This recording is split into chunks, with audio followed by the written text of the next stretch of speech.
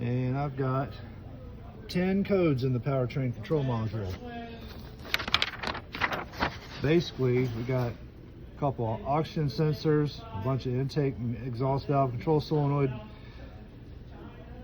the purge control valve for the evaporative emissions system, thermostat heater control problems, oil pump solenoid control problems. All these are active codes except for this one here. And so what do you do with this? You figure out it doesn't need all these sensors, no way. So you figure out the common denominator of all these sensors. The common denominator of all these sensors is this guy right here, and that fuse is blown. Now if you go to put a fuse in there, it'll pop immediately, which means there's something shorted to ground. So what you got to do is print out the entire wire diagram for all these sensors and all that stuff, and I like to highlight them and see what the common denominator is with all these guys. And the brown and orange wire is what supplies the voltage from that fuse to most of these sensors. So I've gone through and I'll unplug each sensor and check to see if my short is still present.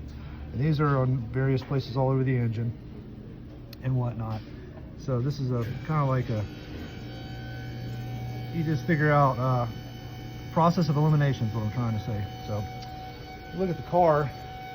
There's also a nifty little junction block guy that, if you look in there, all these little pins, it takes a shield wire and puts it around all the sensors, and it supplies power to about 7 different sensors through here from the fuse box. And this little fuse right here, the 10 amp, is the one that keeps blowing, right?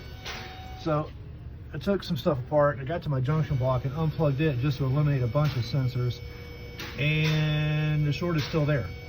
That was not easy to find, by the way. There's zero information on that thing.